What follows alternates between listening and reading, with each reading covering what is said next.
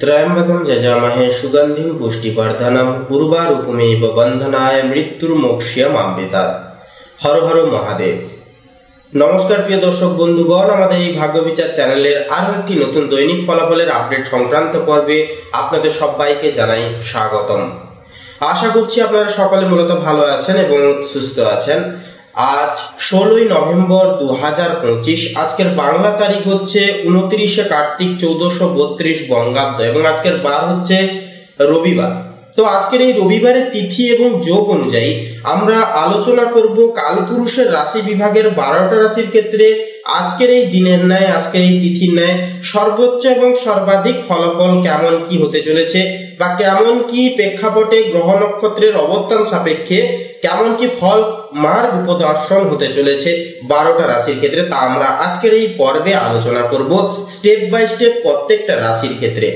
তো সেক্ষেত্রে বন্ধুরা, আজকের এই রবিবারের তিথিতে প্রত্যেকটা রাশির এবং লগ্নের জাতক এবং জাতিকাদেরকে বলবো অবশ্যই আজকের দিনটি যেহেতু রবি ঠাকুর অর্থাৎ বলা যেতে পারে সূর্য মহারাজের যেহেতু এক অন্যতম দিন এবং আজকের দিনে কিন্তু সূর্য মহারাজের পুজো আরাধনা এবং বিশেষ কিছু মন্ত্র উপাসনা জপ করেন যদি আপনারা, তাহলে কিন্তু একান্তই নিজেদের জীবনে সুস্বাস্থ্য, সমৃদ্ধি এবং অর্থনৈতিক স্থিতিকে কিন্তু বরাদ্দ করতে পারবেন। তাই বলি অবশ্যই প্রত্যেকটা লগ্নের জাতক জাতিকারা আজকের এই তিথিতে অবশ্যই আপনারা সূর্য প্রণাম মন্ত্র জপ করুন, সূর্যদেবকে অর্পণ অর্থাৎ জল, এক ঘট জল অর্পণ করুন বা নিবেদন করুন। এতে কিন্তু আপনাদের জীবনের যে সৌহার্দ্য, উর্বরতা এগুলি কিন্তু বজায় থাকবে সূর্যদেবের কৃপায়। তো বন্ধুরা চলুন অতি বিলম্ব না করে জেনে নেব প্রত্যেকটা রাশির রাশিফল এবং লগ্নফল সম্পর্কে। তার আগেই জানবো আমরা আজকের এই তিথি অনুসারে পঞ্জিকা তথা পঞ্চাগ্রাম সম্পর্কে। তো সেক্ষেত্রে বলি, আমাদের এই ভাগ্য বিচার চ্যানেলে যদি আপনি নতুন হয়ে থাকেন তাহলে অবশ্যই চ্যানেলটিকে সাবস্ক্রাইব করে রাখবেন, কারণ প্রত্যেকটা আপডেট কিন্তু আপনাদের জীবনের পথ চলতি ক্ষেত্রে অনেকটা কিন্তু মূল্যবান কিছু তথ্য কিন্তু রাখে। সেক্ষেত্রে অবশ্যই বলবো শুরু থেকে শেষ পর্যন্ত অবশ্যই আপডেটটি দেখবেন। এছাড়া আজকের এই পর্বটি ভালো লাগলে অবশ্যই একটি লাইক করবেন, কমেন্ট অবশ্যই লিখে যাবেন হর হর মহাদেব, জয় সবার বড় ঠাকুর শনিদেবের জয় অবশ্যই লিখে যাবেন। তো চলুন সবার প্রথমে জেনে নেওয়া যাক আজকের পঞ্জিকা তথা পঞ্চাগ্রাম সম্পর্কে। তো আজ কৃষ্ণপক্ষের দ্বাদশী তিথি, আজকের নক্ষত্র হচ্ছে হস্তা, আজকের করণ হচ্ছে কৌলভ করণ এবং আগামী সময়কালে তৈতিল করণ শুরু হবে। আজকের দিনে যোগ হচ্ছে বিষকুম্ভ যোগ। তো চলুন এরপরেই জেনে নেওয়া যাক আজকের সূর্য এবং চন্দ্র গণনা সম্পর্কে। তো আজকের এই তিথি এবং যোগ সাপেক্ষে সূর্যোদয়ের সময়সীমা বেলাটি হচ্ছে ভোর 5:50 সূর্যাস্তের সময়সূচি হচ্ছে বিকেল 4:56 তথা 25 আজকের দিনে চন্দ্র রাশি হচ্ছে কন্যা রাশি, অর্থাৎ কন্যা রাশিতে কিন্তু চন্দ্রের গোচর থাকবে আজকের এই তিথিতে। কন্যা লগ্নের জাতক জাতিকারা আজকের দিনে কিন্তু অনেকটা ইমোশনালি আপনাদের মনোভাব হবে, আপনারা কিন্তু ইমোশনালি প্রত্যেকটা ক্ষেত্রে আবেগের বশে কিন্তু সিদ্ধান্ত নিতে চাইবেন।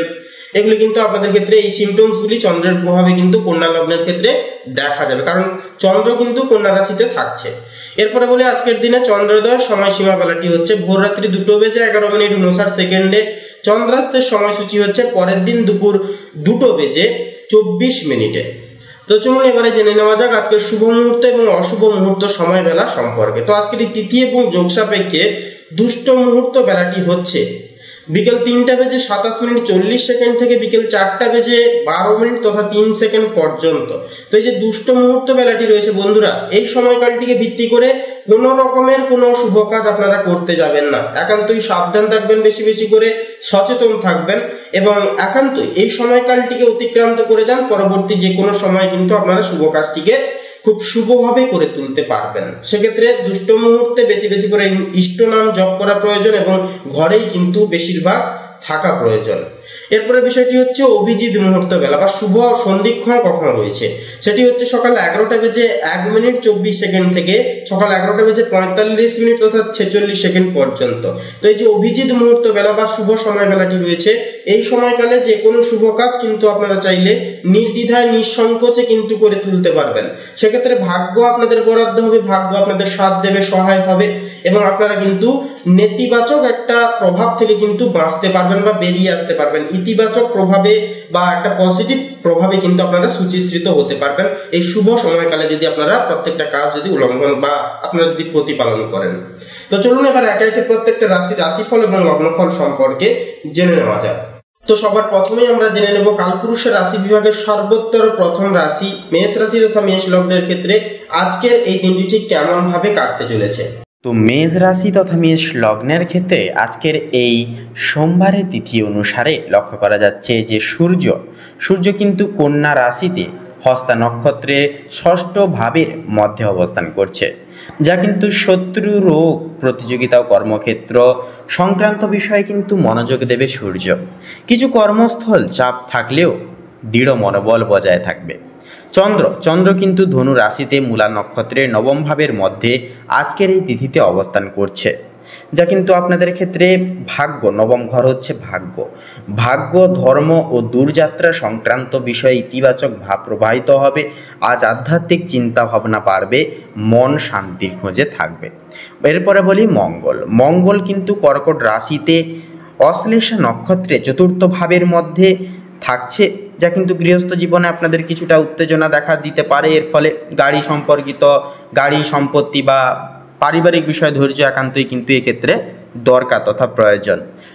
বুধ কিন্তু কন্যা রাশিতে চিত্রা নক্ষত্রে ষষ্ঠ ভাবের মধ্যে অবস্থিত। যুক্তিবাদী চিন্তা শক্তি বাড়বে আপনাদের। পেশাজীবীদের জন্য কর্মক্ষেত্রে বিশ্লেষণ ক্ষমতা ও পরিকল্পনা সঠিকভাবে কিন্তু কাজে লাগবে। এরপরে থাকছে দেবগুরু বৃহস্পতি। তো গুরুযোগ একান্তই কিন্তু আপনাদের তৃতীয় ভাবে থাকছে এবং আদ্রা নক্ষত্রে কিন্তু অবস্থান করছে দেবগুরু বৃহস্পতি তথা মিথুন রাশিতে থাকছে, যার কারণে সাহস, যোগাযোগ ও ভাই বোনদের সঙ্গে সম্পর্ক জোরদার করবে। তাছাড়াও অনলাইন কাজে সফলতা মিলবে আজকের ক্ষেত্রে। যে কোনো অনলাইন প্ল্যাটফর্মে আপনারা কিন্তু মন বসাতে পারবেন, মনোযোগী সহকারে কাজটাকে পরিপূরণ করতে পারবেন। পাশাপাশি নতুন শেখার প্রবণতাও কিন্তু আজকের ক্ষেত্রে জাগ্রত হবে।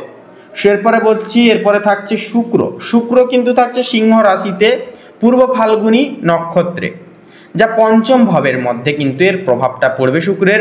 সেক্ষেত্রে পঞ্চম ঘর হচ্ছে সন্তানের ঘরে একান্তই যেহেতু শুক্র থাকে, সেহেতু প্রেম ও রোম্যান্সে অনুকূল সময় আসবে। সন্তান শৌখিন হবে, সন্তানের ভাবনা চিন্তা এবং আজকের ক্ষেত্রে তাদের ব্যবহার আপনাদের মন স্পর্শ করবে এবং প্রত্যেককে আকর্ষিত করবে।